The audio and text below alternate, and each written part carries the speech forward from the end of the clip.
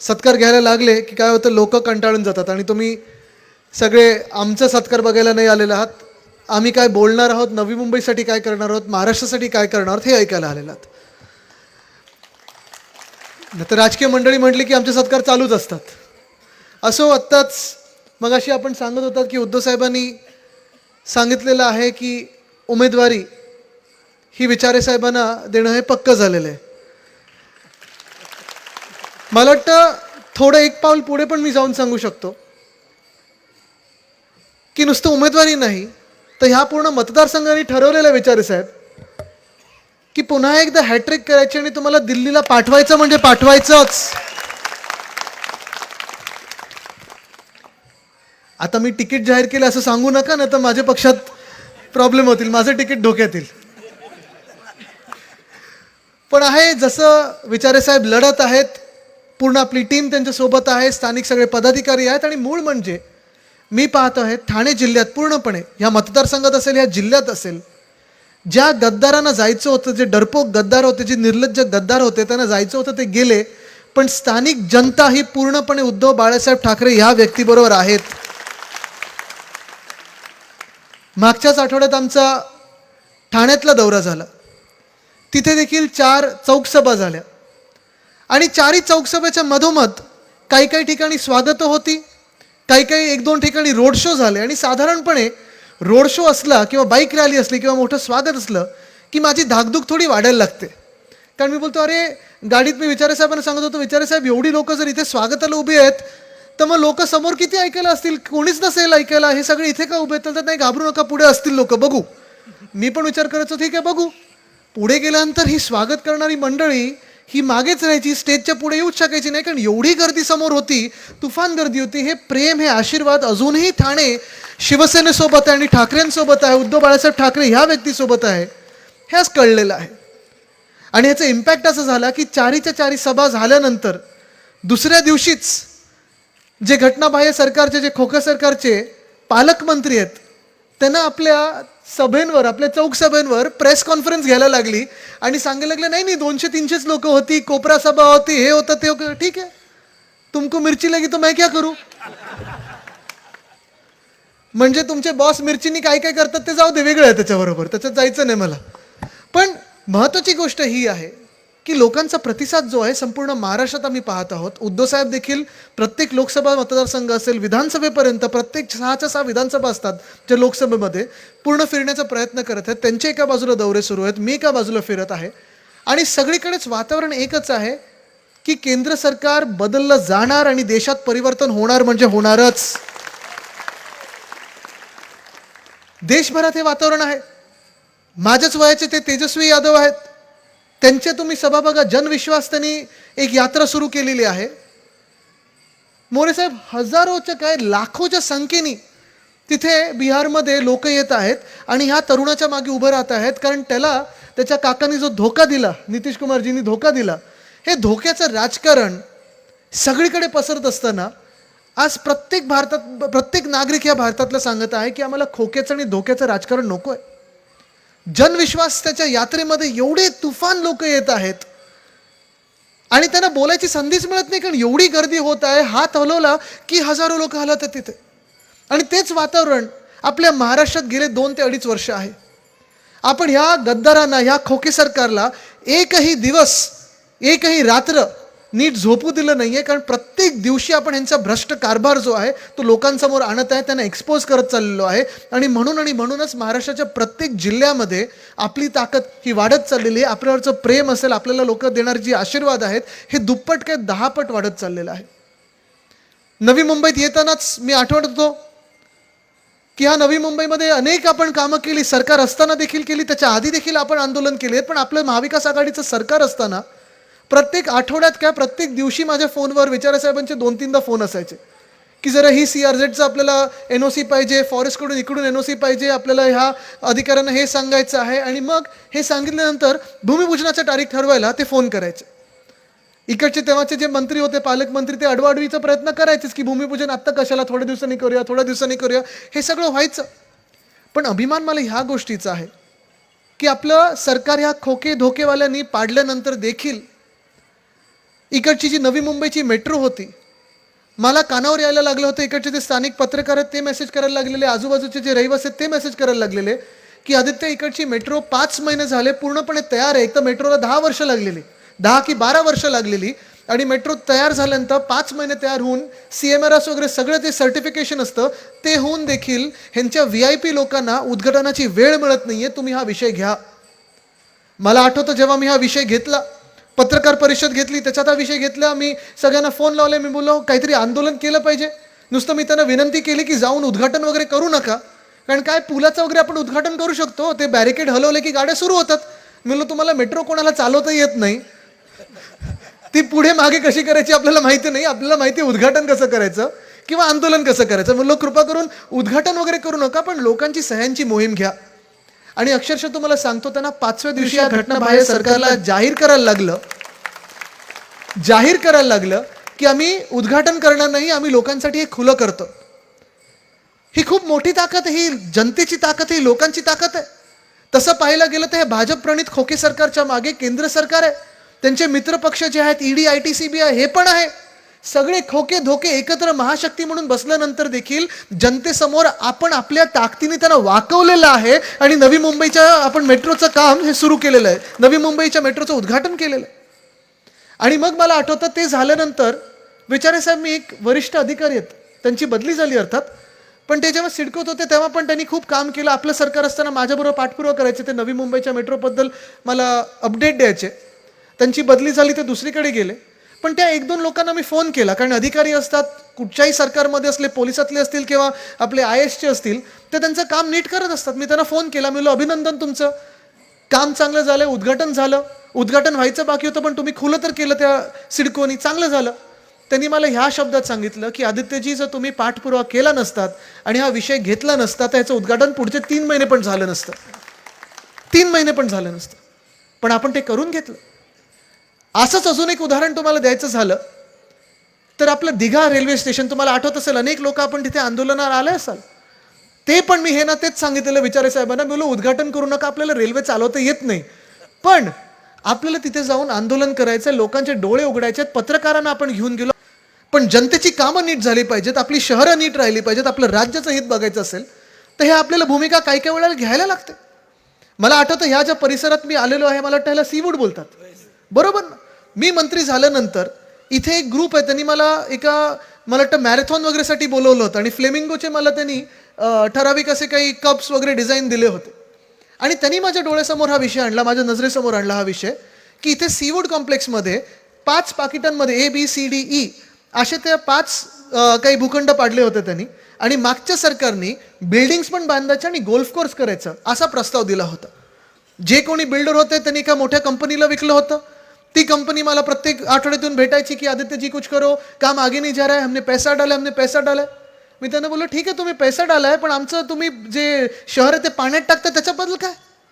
मी त्यांना त्यावेळी सांगितलं होतं की तुम्ही अशी एक गोष्ट करा, ठीक आहे, तुमच्या बिल्डिंग ज्या असतील कांदळवनाच्या बाहेर असतील तरच मी बांधून देईन, नाही तर बांधून देणार नाही. मी अडवा येईन, आणि आलो तेव्हा मी अडवा. त्यांना अडवलं. विकास हा झालाच पाहिजे, विकास झालाच पाहिजे, इमारती झाल्या पाहिजेत, पण हा विकास शाश्वत असायला पाहिजे. पुढच्या 50 वर्षाचा विचार करून आपण विकास केला पाहिजे. नुसतं कुठच्या तरी एका मोठ्या बिल्डरचा किंवा कॉन्ट्रॅक्टरचे खिशे भरणं म्हणजे विकास म्हणत नाही आपण ह्याला.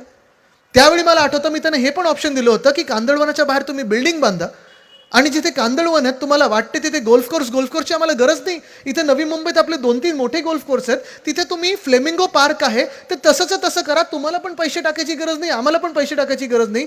जे फ्लेमिंगो येतात त्यांना येऊ द्या, आनंदात येऊ द्या, लोक आणि फ्लेमिंगो एकत्र राहू शकतात. आणि हे आपण करून दाखवलं. जेव्हा MTHL बांधत होतो, होय MTHL देखील आज अटल सेतू नावाचं त्याचं ब्रँडिंग झालेलं आहे, पण अटल सेतू ज्याला MTHL आपण बोलतो, मुंबई ट्रान्स हार्बर लिंक, हे देखील जानेवारी 2020 मध्ये उद्धव साहेबांनी ह्याचं पहिलं गर्डर लॉन्चिंग केलं होतं, आणि सरकार आपलं पाडेपर्यंत आपण 85% काम करून दाखवलं होतं. हे आपलं काम आहे, आपलं काम आहे, ठीक आहे हे ना. तिथे देखील 3 महिने लागले होते. मी जेव्हा पत्रकार परिषद घ्यायला लागलो आणि मी धमकी दिली की तुम्ही जर 15 जानेवारीपर्यंत उद्घाटन केलं नाही तर आम्ही जाऊन करू, तेव्हा हे ना 12 जानेवारीचा मुहूर्त सापडला आणि उद्घाटन ह्याचं करायला लागलं. पण तिथे देखील आपण पाहिलं असेल, जेव्हा MTHLचं काम होत होतं, खूप मोठं काम होतं. काही काही गर्डर्स आपण समुद्रातून आणले, काही काही गर्डर्स आपण बोटीतून आणले होते. हे सगळं काम होत असताना देखील उद्धव साहेब मुख्यमंत्री होते आणि मी पर्यावरण मंत्री होतो, म्हणूनच तिथे आपण पर्यावरणाचा ऱ्हास करू दिला नाही, पर्यावरण नष्ट करू दिलं नाही. एका बाजूला फ्लेमिंगो असायचे आणि दुसऱ्या बाजूला हे कन्स्ट्रक्शनचं काम चालू असायचं. पण असंच सीवूडबद्दल आपली आत्ता पण भूमिका आहे. कोणी कितीही मोठा उद्योगपती असो, कितीही मोठा बिल्डर असो, जर आमच्या महाराष्ट्रात काम करायचं असेल तर आमच्या महाराष्ट्राचं तुम्हाला ऐकायलाच लागेल. ही भूमिका आपली आहे आणि ही बदलणार नाही, कदापि बदलणार नाही. पण आज परिस्थिती अशी झालेली आहे की मुंबईत पहा आपण कोस्टल रोड काम आपलं, ब्रँडिंग त्यांना करायचं उद्घाटन, अजून मुहूर्त सापडत नाही. कधी 19 तारीख बोलतात, कधी 24 तारीख बोलतात, कधी 26 झालं. काल 3 मार्चला करणार होते उद्घाटन. अर्धवट रस्त्याचं आहे ना उद्घाटन करायचं आहे आणि श्रेय घ्यायचं आहे. पण MTHL 3 महिने पूर्ण होतं, उद्घाटन करायला आहे ना वेळ नव्हता. दिघा रेल्वे स्टेशन असेल, उरण लाईन असेल, 9 महिने बंद होतं. पुणेमध्ये आज रुबी हॉल क्लिनिक ते मेट्रो, रामवाडी मेट्रो ही पूर्ण झालेली आहे. 5 महिने झाले पण उद्घाटन करायला यांची वेळ नाही, कारण निवडणुका अजून समोर येत नाहीत. आचारसंहितेला अजून 1-2 दिवस बाकी नाहीत. आचारसंहिता लागायच्या 2 दिवस आधी बघा कसे उद्घाटन करतात आणि सगळीकडे होर्डिंग बॅनर लावतात. आज राज्याचं दुर्दैव हेच झालेलं आहे की जे आपले खोके सरकारचे गँग लीडर बसलेले आहेत, मुख्यमंत्री बसलेले आहेत, हे महाराष्ट्राच्या हिताचा विचारच करत नाही आहेत. आज परिस्थिती बघा तुम्ही, अनेक कामं, जशी आता तुम्हाला साधं अजून एक उदाहरण द्यायचं, 2 तुम्हाला अजून उदाहरणं देतो. आपण 2 आपल्याकडची विमानतळ आहेत. एक छत्रपती संभाजीनगरमध्ये विमानतळ आहे. तिथे उद्धव साहेबांनी घोषित केलं होतं 2021 मध्ये, मला वाटतं त्यांनी घोषित केलं होतं की त्या विमानतळाचं नाव आपण छत्रपती संभाजी महाराज विमानतळ असं देत आहोत. 4 वर्ष झाली त्याला प्रस्ताव पाठवून. 2020चं हे काम आहे आपलं. केंद्र सरकारला प्रस्ताव पाठवलेला आहे, अजूनही मान्य केलेलं नाही. हा महाराष्ट्र द्वेष आहे त्यांच्या मनामधला. हा छत्रपती संभाजी महाराजांच्या बद्दल त्यांच्या मनातला द्वेष आहे जो केंद्र सरकारचा, तो डोळ्यासमोर येत आहे. पण एका बाजूला आपल्याला जेव्हा त्यांनी सांगितलं, उत्तर काय दिलं त्यांनी, की आम्ही व्यक्तींच्या वरनं एअरपोर्टची आता नावं देणार नाही, विमानतळाचं नाव व्यक्तीवरनं ठेवणार नाही. ठीक आहे, नका ठेवू, मग ते धोरण सगळीकडे लागू करा. गोव्यामध्ये जे मोपा एअरपोर्ट आहे तिथे भाजपचे जे कार्यकर्ते होते आणि एक मुख्यमंत्री होते मनोहर पर्रिकर साहेब, त्यांचं नाव तुम्ही तिथे गोवा एअरपोर्टला दिलं, आनंदाची गोष्ट. छत्रपती संभाजी महाराजांचं नाव तुम्ही छत्रपती संभाजीनगरच्या विमानतळाला का नाही दिलं? आत्ताच अयोध्येमधलं एअरपोर्ट जे आहे महर्षी वाल्मिकी एअरपोर्ट असं त्यांनी दिलेलं आहे, मागच्या महिन्यात दिलेलं नाव. मग 3 वर्षापूर्वी आपण इकडच्या नवी मुंबईचं विमानतळाचं नाव श्री दिबा पाटील एअरपोर्ट दिलं, ते अजून केंद्र सरकारने मान्य केलेलं नाहीये. म्हणजे विष बघा कसं पेरतात. त्यावेळी आंदोलनात पुढे दिसत होते, नाव द्या नाव द्या, कारण का त्यांचं सरकार नव्हतं. पण आपल्या सरकारने नाव दिल्यानंतर त्यांनी सरकार आपलं पाडलं.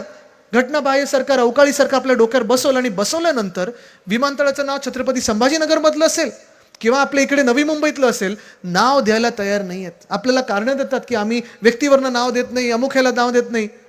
मग बरोबर तुम्हाला जिथे द्यायचे आहेत नावं तिथे कशी देतं? उत्तर प्रदेशमध्ये दिलंय, तुम्ही गोव्यामध्ये दिलंय. मग महाराष्ट्राने काय असं पाप केलेलं आहे की आमच्या दिबा पाटलांचं नाव तुम्ही नवी मुंबईच्या विमानतळाला अजून देत नाही, आमच्या छत्रपती संभाजी महाराजांचं नाव तुम्ही आमच्या संभाजीनगरच्या एअरपोर्टला देत नाही? काय असं नक्की पाप केलं या महाराष्ट्राने की कामं अशी चढून पडलेली आहेत, तयार झालेली कामं इन्फ्रास्ट्रक्चरची तशीच्या तशी बंद पाडलेली आहेत, नवीन काहीतरी भूमिपूजन करतात आहेत. काल पण मी एक फोटो बघितला, ते आपले इकडचे मंत्री रवी चव्हाणजी बिचारे मागे उभे आहेत. खरं त्यांच्या हस्ते उद्घाटन व्हायला पाहिजे होतं, भूमिपूजन व्हायला पाहिजे होतं त्या लाईनचं, मेट्रो लाईनचं, पण ते पण नाही करत आहे. एका बाजूला आपण पहा, महाराष्ट्राला तर मागे नेत आहेत, पण आज मूळ प्रश्न हा झालेला आहे की महाराष्ट्रात नक्की उद्योगपती येणार तरी कोण आणि कशासाठी?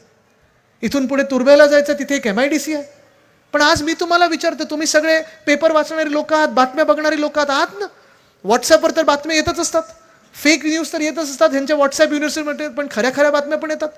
तुम्ही मला सांगा, गेल्या 1.5-2 वर्षामध्ये एक तरी नवा उद्योग आपल्या राज्यात आलाय का? एक तरी नवा रोजगार आपल्या राज्यात आलाय का? नाही आलाय. जे काही चांगले उद्योग होते त्यांनी पाठवले गुजरातला, आणि गुजरातचे आपलं भांडण नाही, वैर नाही. माझी भूमिका हीच आहे, नेहमी असते की जे काही त्यांचं आहे ते त्यांना मिळालं पाहिजे. गुजरातला मिळालं पाहिजे, आसामला मिळालं पाहिजे, UPला मिळालं पाहिजे, बिहारला मिळालं पाहिजे, केरळला मिळालं पाहिजे, तेलंगणाला मिळालं पाहिजे. पण आपल्या हक्काचं जे आहे, जेव्हा इथून पाठवलं जातं दुसऱ्या राज्यांमध्ये, तिथे मला राग येतो. जानेवारीमध्ये आपण ह्याच राज्यांनी ठरवलं होतं, ह्यांच्याच उद्योग खात्याने ठरवलं होतं की आम्ही मॅग्नेटिक महाराष्ट्र करू. मॅग्नेटिक महाराष्ट्रामध्ये त्यांनी विचार केला होता की आपल्याकडे गुंतवणूक येईल. पण तेव्हा केंद्र सरकारने यांना सांगितलं, व्हायब्रंट गुजरात चालू आहे जानेवारीमध्ये, तुम्ही तुमचं मॅग्नेटिक महाराष्ट्र करायचं नाही. ह्या उलट तुम्ही तुमचा स्टॉल जो आहे तो व्हायब्रंट गुजरातमध्ये जाऊन 14 लाख रुपये भरा आणि तिथे नवीन स्टॉल लावा, पण तुमच्याकडे तुम्ही उद्योगपत्यांचं कन्व्हेन्शन करायचं नाही. फेब्रुवारीमध्ये करणार होतो आपण, पण उत्तर प्रदेशने त्यांचं कन्व्हेन्शन केलं, सगळ्या उद्योगपत्यांना त्यांनी बोलून घेतलं. आपल्याकडे तसं झालंच नाही. आणि मग आपल्याला काय टोपी लावतात हे खोके सरकारवाले, की बघा आम्ही 3.25 लाख कोटीची गुंतवणूक डायव्हर्समधून आणली. ठीक आहे, हो, ती दिसत तर नाही, जे तुमचे आकडे ते खोटे आहेतच, मी सिद्ध करून दाखवलेत. पण त्याही उलट गुजरातनी त्याच वेळी 26 लाख कोटीची गुंतवणूक जाहीर केली. 26 लाख कोटी. कुठे 26 लाख कोटी आणि कुठे तुमचे 3 लाख कोटी? त्याच्यात खरे उद्योग किती आहेत हे पण माहीत नाही. आपलं जे आर्थिक जे काउन्सिल आहे, इकॉनॉमिक काउन्सिल, त्याचे जे अध्यक्ष आहेत, त्यांनी देखील गुजरातमध्ये जाऊन 70,000 कोटीची गुंतवणूक जाहीर केलेली आहे, पण आपल्याकडे 1 रुपया त्यांनी नवा दिलेला नाही आहे. ही अशी सगळी फसवणूक चाललेली आहे. एका बाजूला आपण पाहतोय शहरं कोलमडत चाललेली आहेत. साधारणपणे 30 शहरांमध्ये आज प्रशासक नेमलेले आहेत.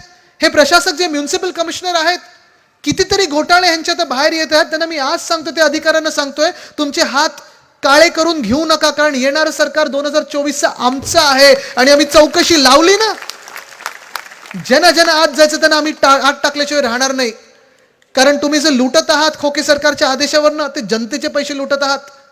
एका बाजूला भ्रष्टाचार सुरू आहे, उद्योगपत्यांना तुम्ही त्यांचा विश्वास घालवताय, विश्वासघात करत आहात, उद्योगाला दुसऱ्या राज्यात पाठवत आहात. जो आपला एम्प्लॉई लेबर फोर्स आहे, कुठे फिक्स्ड टर्म एम्प्लॉयमेंट बोलतात, कुठे कॉन्ट्रॅक्ट लेबर वाढवत आहात. जे परमनंट नोकऱ्यांवर होते त्यांचे तुम्ही नोकऱ्या धोक्यात आणत आहात. आणि दुसऱ्या बाजूला आपण पाहतात सगळीकडेच कायदा सुव्यवस्थेची परिस्थिती ही बिकट होत चाललेली आहे. कोण कुठे जाऊन धक्काबुक्की करतं. एक आमदार दुसऱ्या मंत्र्याला, त्यांच्याच गटातल्या गद्दार गँगमधल्या गटातल्या आमदाराला, कोण आमदार मंत्र्याला धक्काबुक्की करतं, कोण शिवीगाळ करतं, कोण महिलांना शिवीगाळ करतं. मग एका बाजूला केंद्र सरकार जेव्हा सांगतं आम्ही महिलांसाठी आरक्षण आणलेलं आहे, हे आरक्षण देखील जुमला आहे, फसवी आरक्षण आहे. कारण हे आरक्षण त्यांनी काय अटी टाकल्यात माहिती आहे का? इथे सगळ्या महिला बसलेल्या आहेत. त्या अटी अशा आहेत की 2024च्या निवडणुकीनंतर पहिलं सेन्सस होणार, म्हणजे त्याची पुढची 2 वर्ष 26 पर्यंत गेली. सेन्सस झाल्यानंतर डिलिमिटेशनवर चर्चा होणार, त्याची पुढची 2 वर्ष गेली. डिलिमिटेशन झाल्यानंतर मग पुढची स्क्रुटिनी होणार, त्याच्यात महिलांना कदाचित आरक्षण मिळेल. म्हणजे 2030 पर्यंत तरी कमीत कमी महिलांना आरक्षण हे केंद्र सरकार देणार नाही. आरक्षण देताय नाही देताय हा एक वेगळा विषय झाला, पण कमीत कमी संरक्षण तर द्या. एका बाजूला आपण पाहतोय त्या गुजरातमध्ये बिल्किस बानोवर ज्यांनी अत्याचार केले, ज्यांनी रेप केला, त्याच रेपिस्टना तुम्ही जेलमधून पॅरोलवर बाहेर काढता का? तर कोणाचं तरी लग्न आहे घरातलं, कुठेतरी प्रचाराला भाजपच्या पाहिजेत. हे असे लोक जे आहेत, बिल्किस बानो, त्या महिलेचे जातपात धर्म कुठचाही असो, किंवा त्या जे अत्याचार ज्यांनी केले, जे रेपिस्ट आहेत त्यांचा देखील धर्म कुठचाही असो, जो कोणी रेपिस्ट आहे त्याला शिक्षा झालीच पाहिजे. शिक्षा काय फाशीवरच चढवलं पाहिजे, हे आमचं हिंदुत्व आहे. आज रामराज्याबद्दल जेव्हा बोलतो, जेव्हा आपण अयोध्येच्या राम मंदिराबद्दल बोलतो, तेव्हा जेव्हा आपल्याला राम राज्य आणायचं असेल, भगवान श्रीराम हे मर्यादा पुरुषोत्तम होते. राम राज्यामध्ये बिल्किस बानोच्या रेपिस्टला कदापि असं फिरू दिलं नसतं, त्यांना फाशी झाली असती. पण आज आपण बघतोय भयानक चित्र झालेलं आहे. रावणाचं राज्य आपल्या राज्यात पसरत आहे, सगळीकडे अंधकार पसरत आहे. एका बाजूला जसं मी सांगितलं नोकऱ्या नाही आहेत, आरक्षणावरनं आपल्याला लढवलं जातंय. कधी महिलांच्या आरक्षणाचा विषय येतो, कधी मराठा समाजाचा विषय येतो. आपल्यात वाद निर्माण केले जातात, आपल्याला समाजात विखुरलं जाण्याचा प्रयत्न होत आहे, समाजात विभागणी करण्याचा प्रयत्न होत आहे. आज मूळ प्रश्न हाच आहे की महिलांचं असेल किंवा कुठच्याही समाजाचं असेल, आरक्षण मिळणार ठीक आहे, आपण लढत आहोत, पण आरक्षण मिळाल्यानंतर आपल्या समाजात, आपल्या राज्यामध्ये नोकरी कुठे मिळणार? नोकऱ्यांसाठी संधी आपल्याला उपलब्ध होतच नाहीये. एका बाजूला आपण पाहतोय की उद्योग क्षेत्रात सगळे उद्योग पळून चाललेत किंवा पळवले जात आहेत. दुसऱ्या बाजूला जिथे नोकर भरतीचा प्रश्न आहे, नोकर भरतीमध्ये पेपर फोडला जातोय. पेपर पुन्हा एकदा फुटल्यानंतर जो कोणी पेपर फोडतो त्याला 2-3 महिन्यासाठी आत टाकलं जातं, बेलवर तो बाहेर, तो परत पेपर फोडतो. आज मी ह्या तरुणांना शब्द दिलेला आहे महाराष्ट्रभरातल्या की 2024 मध्ये ह्याच वर्षी जेव्हा आपलं सरकार बनेल तेव्हा आपला पहिला कायदा पहिल्या अधिवेशनातला हा असेल की जो कोणी पेपर फोडेल त्याला हे आमचं सरकार फोडेल म्हणजे फोडेलच. कमीत कमी 10 वर्षाची सजा आपण ठेवू. कारण किती वर्ष आपली ही मुलं मुली जे अभ्यास करतात, MPSCच्या परीक्षा असतील, तलाठी भरती असतील, कुठच्या परीक्षा असतील, वर्षानुवर्ष घरं सोडून त्यांचे अभ्यास करत असतात. बरं, पास झाल्यानंतर देखील पोस्टिंगसाठी आज 10 लाख 15 लाख रुपये मागितले जातात क्लर्कच्या. हे कुठचं राज्य आहे? कसं चालणार हे राज्य? एका बाजूला महिलांना शिवीगाळ होणारे मंत्रिमंडळात असून बसलेले आहेत, दुसऱ्या बाजूला पेपर फोडून खुशाल राहणारी लोक आहेत, तिसऱ्या बाजूला आपल्या राज्याचं वातोळ करणारी लोक आहेत. हे चित्र जर आपल्याला बदलायचं असेल ना, तर तुम्हाला आज एक निर्णय घ्यायला लागेल आणि मनात हा निश्चय पक्का करायला लागेल. तुम्ही आणि तुमचे जे मित्र असतील, तुमचा परिवार असेल, त्यांच्यात देखील हा शब्द पसरवायला लागेल की याचपासून ज्या व्यक्तीचं लोकसभेसाठी पाठवू, विधानसभेसाठी पाठवू, आपल्या महानगरपालिकेत पाठवू, हाऊसिंग सोसायटीच्या देखील इलेक्शनमध्ये पाठवू, ती व्यक्ती ही 100% आपल्या महाराष्ट्राचाच. कारण आज हे सरकार नक्की कोणाचं हे कळतच नाही हो. कुठच्या राज्यातून हे सरकार चाललंय, दिल्लीतून चाललंय, कसं चाललंय सरकार कोणालाच माहिती नाहीये. आणि हे सरकार चालू असताना मी तुम्हाला पुन्हा एकदा सांगतो, इथे काही भाजपचे देखील कार्यकर्ते आले असतील ऐकायला, त्यांना पण सांगतोय तुम्ही पण तुमचा विचार केला पाहिजे. खास करून ठाणे जिल्ह्यात मी पाहत आहे, भाजपला संपवण्याचं काम करत आहेत जे 25 वर्ष 30 वर्ष भाजपचं काम करत असतील. आज ह्या सरकारमध्ये भाजपला नक्की मिळालं तरी काय?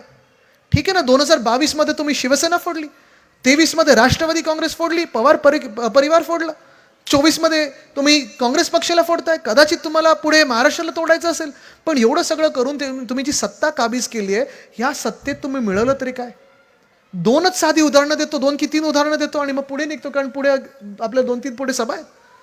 पण आज खास करून जे भाजपचे कार्यकर्ते आहेत, तुम्ही पण आम्हाला मतदान करा हे तुम्हाला आवर्जून सांगायला आलेलो आहे. कारण ह्या सरकारमध्ये जरा विचार करा. तुम्ही खूप विचार करणारी लोक आहात, तुम्ही विचार करा. ह्या सरकारमध्ये विचारे साहेब 10 लोक कोणाचे आहेत माहिती? 10 मंत्री घटनाबाह्य गद्दार गँगचे आहेत. 9 मंत्री कोणाचे आहेत माहिती? जी राष्ट्रवादी फोडली त्यांचे आहेत. आणि 10 लोक जे भाजपचे मंत्री म्हणून आहेत, त्याच्यात पण 6 लोकच ओरिजिनल भाजपचे आहेत, बाकीचे 4 कुठून इथून तिथून गोळा केलेले आहेत.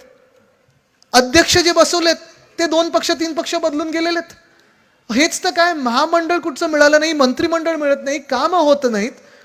आणि कल्याणमध्ये ज्यांनी फायरिंग केलं भाजपच्या आमदारांनी, त्याचं बरोबर सीसीटीव्ही फुटेज 5 मिनिटात बाहेर आलं. पण गद्दार गँगच्या एका आमदारांनी पोलीस स्टेशनमध्ये जे फायरिंग केलं दादरमध्ये, माहीममध्ये, त्याचं सीसीटीव्ही फुटेज आलंच नाही. आणि देवेंद्र फडणवीसजी जे भाजपचे आहेत तेच ह्या गद्दार आमदाराला कव्हर करत आहेत. नाही, त्यांनी फायरिंग केलंच नाही. म्हणजे त्यांचा माणूस आत गेला, ते काही करू शकले नाहीयेत. पण एका बाजूला भाजप संपत चालली ठाणे जिल्ह्यात आणि ते काही करू शकत नाहीत, भाजप काही करू शकत नाही. आणि नवीन भाजप जी झालेली त्यांची भूमिका हीच आहे. कालचीच बातमी तुम्ही बघा, ओडिसामध्ये बीजेडीचा एक त्यांनी आमदार फोडलाय भाजपने आणि आता प्रवेश करून घेतला. मागच्या वर्षी ह्याच आमदारांनी 12 भाजपच्या लोकांना गाडीने उडवलं होतं. खरं त्याला जेलमध्ये टाकायला पाहिजे होतं. भाजप म्हणजे एवढी महाशक्ती आहे, भाजपच्या विरोधात कोणी काही बोललं की लगेच एजन्स्या मागे लागतात. पण ज्या कार्यकर्त्यांना उडवलं त्यांची पर्वा न करता काल त्याच आमदारांनी बीजेपीमध्ये प्रवेश करून घेतला. कदाचित तो मंत्री पण बनेल. नक्की आज भाजप चालले तरी कुठे आणि कसं, हा देखील भाजपच्या कार्यकर्त्यांनी विचार करण्याची वेळ आलेली. आणि म्हणून मला खात्री आहे की इथे जेव्हा निवडणुका होतील, लोकसभेच्या निवडणुका होतील, विधानसभेच्या निवडणुका होतील, बहुमत तर आपलं येणारच, महाविकास आघाडी सरकार पुन्हा बसणारच. पण तुम्ही जे निवडून द्याल, निवडणूक ही जेव्हा समोर येईल तेव्हा बटन दाबताना हे मत माझं महाराष्ट्र हितासाठीच आहे आणि महाराष्ट्र हित म्हणजे देश हित आहे, हे विचार करून तुम्ही मतदान कराल.